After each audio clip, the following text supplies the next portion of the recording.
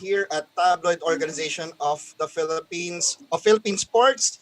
I'm your host, Ernest Hernandez, and with me right now is our President, Ed Andaya, who will be introducing our guest for today. Okay, we're back for our sixth Taps Usapang Sports on Air. Of course, presented to you by the Philippine Sports Commission and the Philippine Amusement and Gaming Corporation. Ernest, this morning madami tayong magiging mga bisita. Alam naman natin na kahit ngayong panahon ng pandemic ay patuloy lang tayo sa pagbabalita sa mga kaganapan sa sports. Ngayong umaga makakasama natin parehong balik taps to, no? Si Anton de Rosario, football. Good morning, Anton. At si Good morning. At si Paolo Tanconcia ng Sambo. Later on, magjo-join sa atin si Kim Remolina ng triathlon na silver medalist sa nakaraang SEA Games. Anton, siguro before na simulan ko yung mga questions natin, no, at ng iba pa mga kasama natin na bigyan natin ng pagkakataon ng ating mga panauhin na makapagbigay ng mga pasimulang salita nila para pagpati sa ating mga kasama ngayon. Unahin na kita siguro, Anton, no? And then later on si Paulo. Okay. Well, thank you guys, first of all, for having me here. Really looking forward to catching up with all of you guys. Just to give you, for those who don't know me, I'm Anton de Rosario, ex-ASCAL player and the founder of the Sevens Football League. Also, I guess you could say the founder of a new football team and a couple other things that we'll be talking about later on today. Thank you, Anton. No? Paulo, ikaw naman.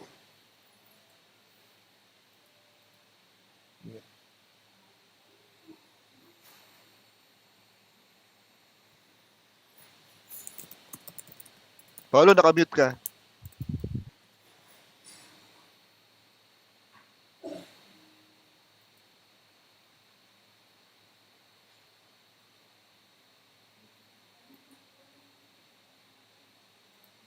Wait lang, nakamute si Paulo.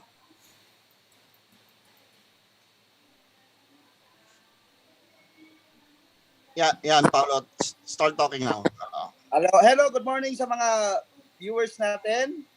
And salamat sa pag-invite ninyo. I'm Paulo Tanconcian, founder of Filipina Sambo, the Secretary General, inviting us here. Good morning. Maayong buntag sa inyong tanan. Okay, thank you, Paulo. Maayong buntag. Ernest, siguro I'll ask the first question, no? Kay Anton and then siguro kay Paulo na rin, no? Gentlemen, sa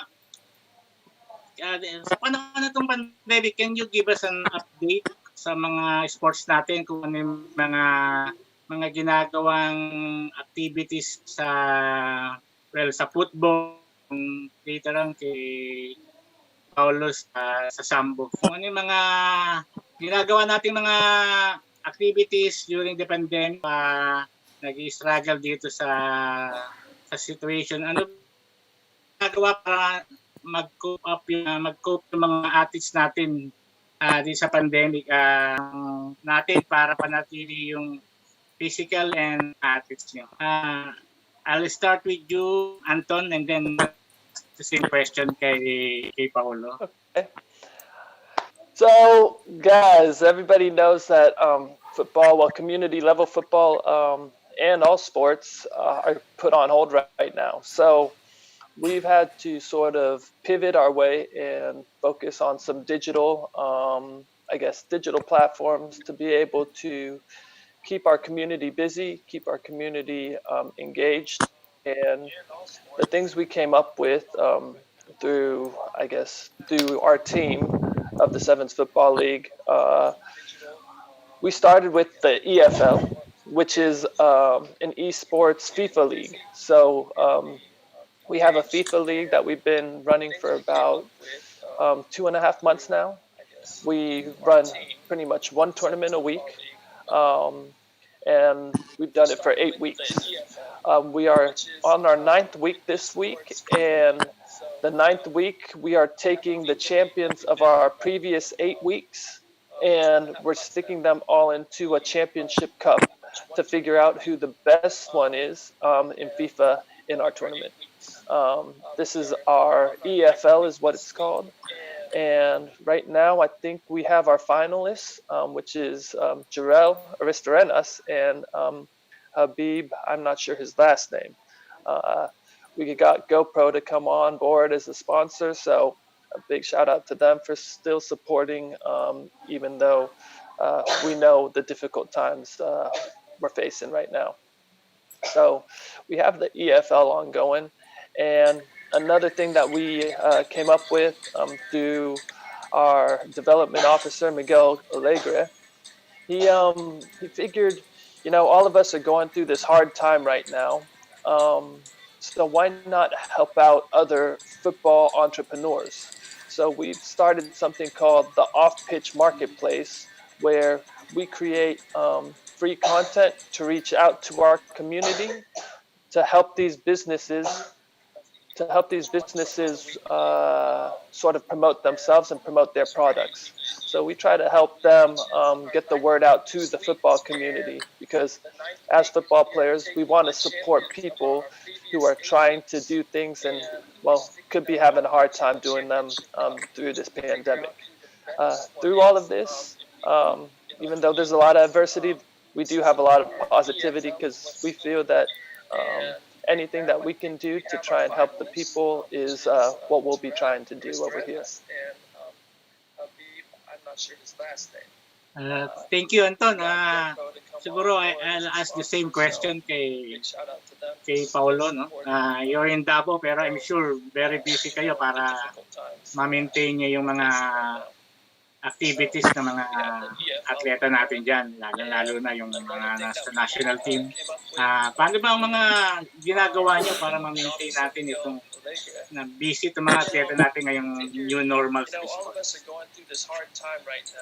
Hello, good morning. Our current status sa training po ng mga athletes natin is monitored sila ng mga ng mga coaches natin, and then same time yung kanilang training kanya-kanya muna sa ngayon, kasi paiba-ibang sila lugar, like province like Baguio, Manila, and Davao.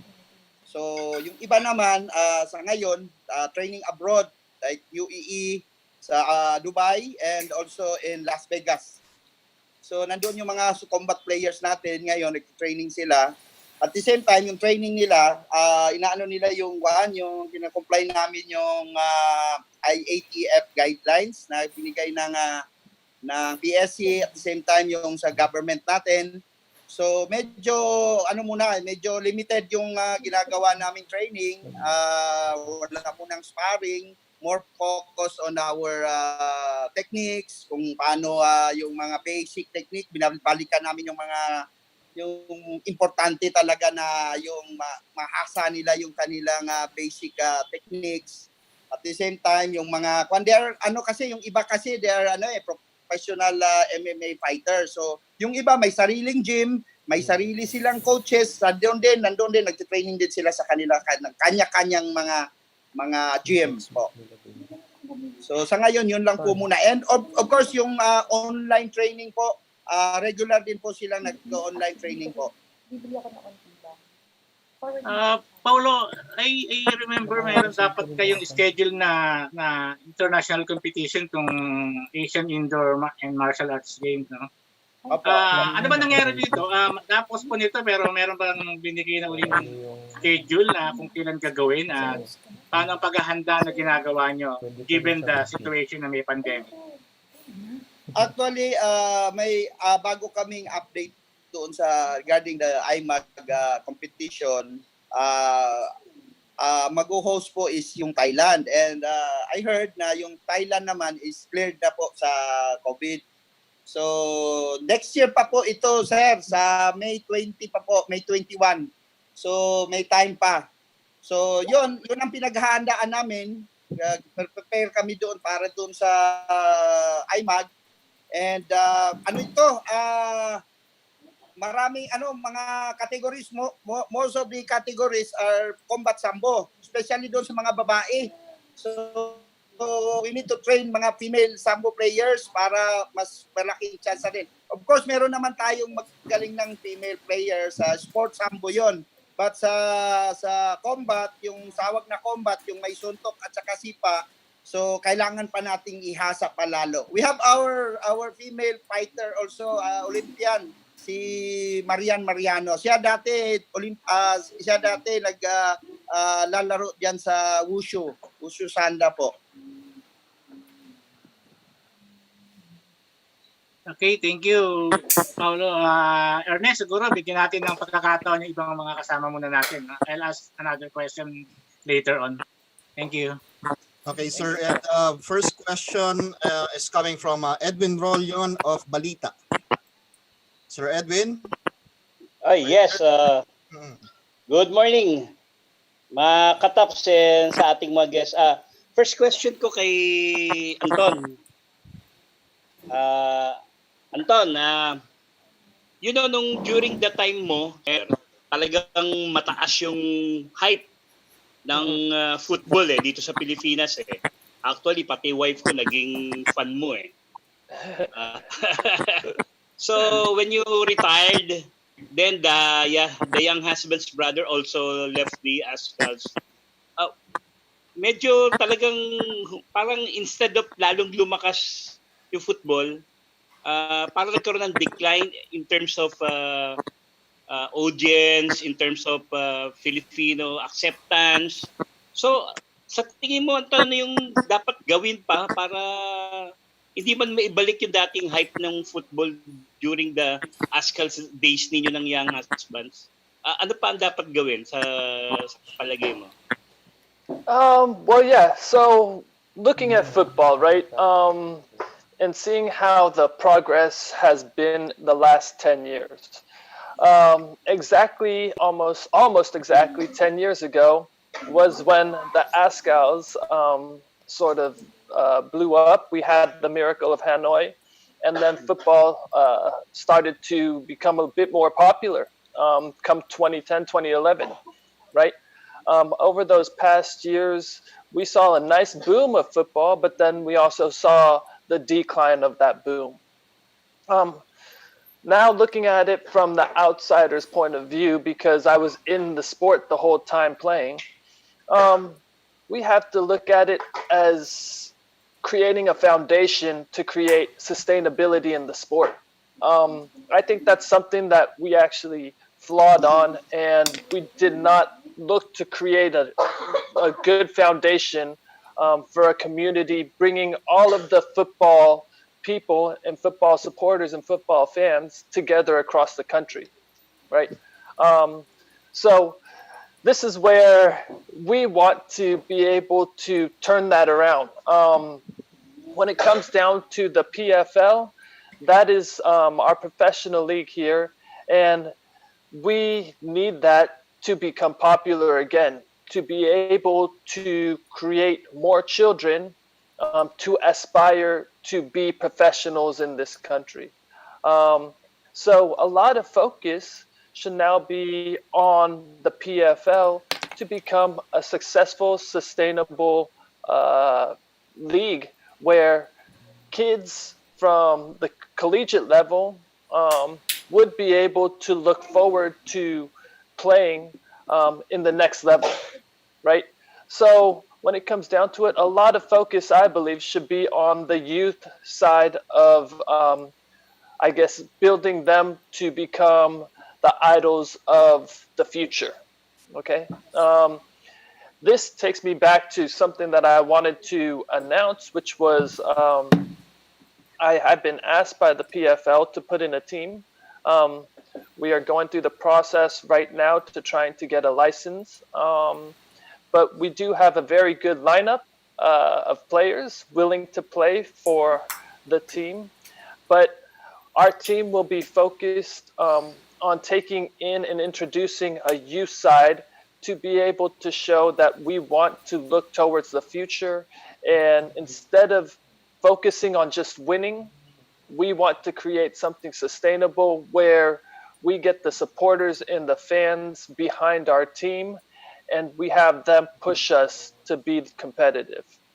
So I believe these are the next steps to be able to bring football back, because not every day are we going to be able to have Ascal's team come and do something like the Miracle of Hanoi to be able to create another boom, right? So I Okay. think, yeah, it has to be done internally. Thank you. What about to form? Is it who is the star player of this team? Do you think?